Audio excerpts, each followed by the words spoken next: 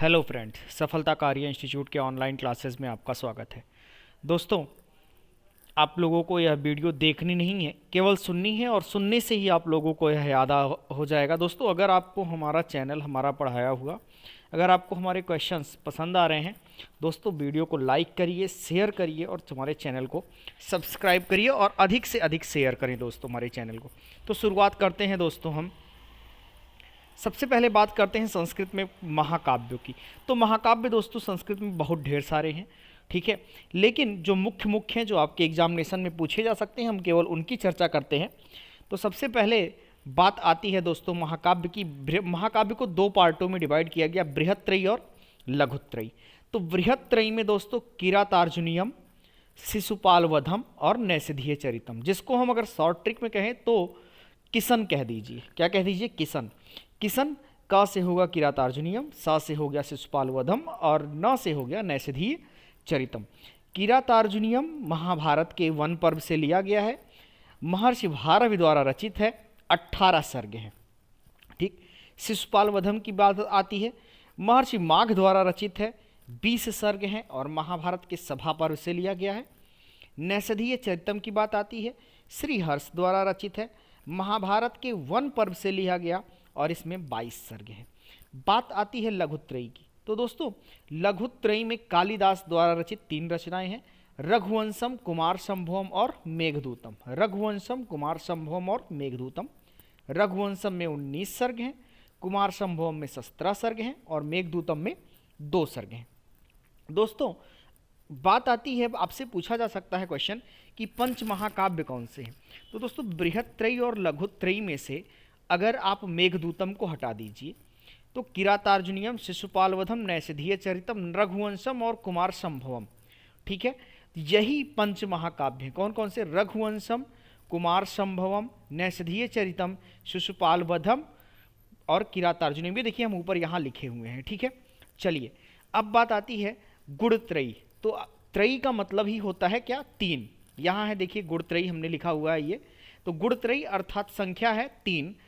गुण कितने प्रकार के? 3। कौन कौन से? सत्वगुण, रजोगुण और तमोगुण। सत्वगुण, रजोगुण और तमोगुण। अब बात आती है वेदत्रयी। यहाँ हमने लिखा है देखिए वेदत्रयी, ठीक है। वेद अर्थात 3 वेद जो मुख्य हैं वेदत्रयी। कौन कौन से? ऋग्वेद, यजुर्वेद और सामवेद। कौन कौन से? ऋग्वेद, यजुर्वेद और सामवेद। फिर बात आती है दोस्तों गद्यत्रयी। ये देखिए यहाँ हमने लिखा है गद्यत्रयी को, ठीक है। तो गद्यत्रयी अर्थात गद्य 3 जो मोस्ट इंपॉर्टेंट है, आपके एग्जामिनेशन में पूछे भी गए हैं, ठीक है। गद्यत्रयी, त्रयी का मतलब हो गया संख्या 3। तो सबसे पहला देख लीजिए वासवदत्ता, जो कि अभी आपके जूनियर जो है टीईटी में पूछा गया था, सुपर टेट में। तो बात आती है वासवदत्ता। तो वासवदत्ता सुबंध द्वारा रचित है। किसके द्वारा? वासवदत्ता सुबंध द्वारा रचित है। अब बात आती है दूसरा है गद्यत्रयी कादंबरी। कादंबरी किसके द्वारा रचित है? बाणभट्ट द्वारा। अगला है 10 कुमार चरितम। 10 कुमार चरितम किसके द्वारा रचित है? दंडी द्वारा रचित है। अब बात करते हैं हम प्रस्थान त्रयी। आखिर में प्रस्थान कितने प्रकार के, ठीक।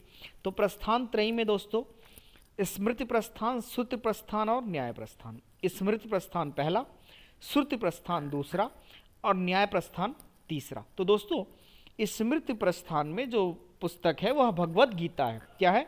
भगवत गीता। देखिए हमने यहाँ लिखा हुआ भगवत गीता। तो भगवत गीता के बारे में जानिए कि भगवत गीता महाभारत के भीष्म पर्व का अंग है। भगवत गीता महाभारत के भीष्म पर्व का अंग है। महर्षि वेद व्यास द्वारा रचित है। 18 अध्याय हैं, 700 श्लोक हैं और शांत रस प्रधान है। इसमें कौन सा रस प्रधान है? शांत रस प्रधान है। अब बात आती है श्रुति प्रस्थान में। तो दोस्तों श्रुति प्रस्थान में उपनिषद आते हैं। क्या आते हैं? उपनिषद आते हैं। संख्या है उपनिषदों की 108, लेकिन मुख्य रूप से हम 13 मानते हैं, ठीक है। अगली बात आती है न्याय प्रस्थान में कौन सी पुस्तक है? तो न्याय प्रस्थान में दोस्तों ब्रह्मसूत्र है। क्या है? ब्रह्मसूत्र है। अब बात आती है अगला कि भीष्म पर्व से श्रीमद् भगवद गीता लिया गया और महाभारत का अंतिम पर्व क्या है? स्वर्गारोहण है। क्या है?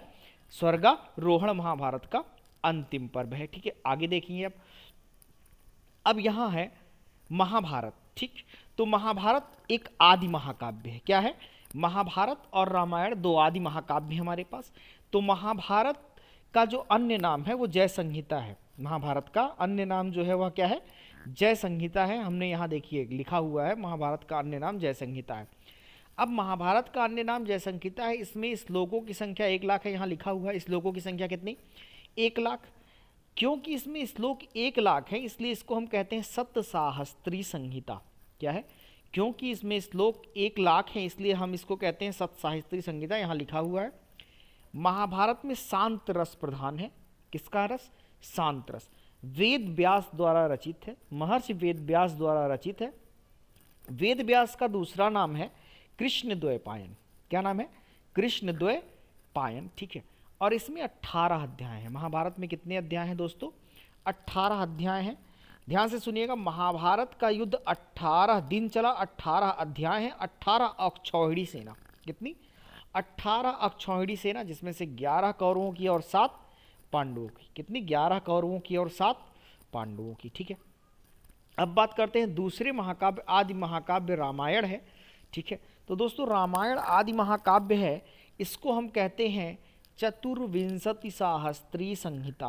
क्या कहते हैं, चतुर्विंशति सहस्त्री संहिता। क्यों, क्योंकि इसमें 24,000 श्लोक हैं। क्यों, क्योंकि इसमें 24,000 श्लोक हैं। रामायण में कितने श्लोक हैं, 24,000 श्लोक, ठीक है। करुड़ रस प्रधान है। कौन सा रस प्रधान, करुड़ रस प्रधान है। महर्षि वाल्मीकि द्वारा रचित है। किसके द्वारा, महर्षि वाल्मीकि द्वारा रचित है। इसमें 7 कांड है। कौन, कितने कांड है, 7 कांड है रामायण में।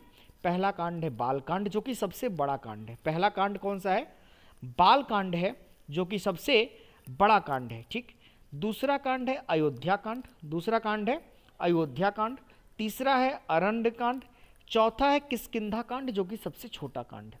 चौथा क्या है, किष्किंधा कांड, जो कि सबसे छोटा कांड है। पांचवा कांड है सुंदर कांड।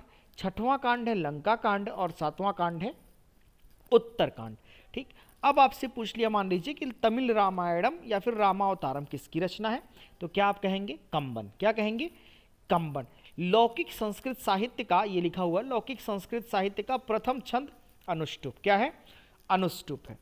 अब हम आपसे पूछना चाहते हैं अगला, कि आखिर में शतक त्रय किसकी रचना, अर्थात शतक 3, तो शतक त्रय मतलब शतक 3 है, तो किसकी रचना है शतक त्रय, भर्तृहरि की।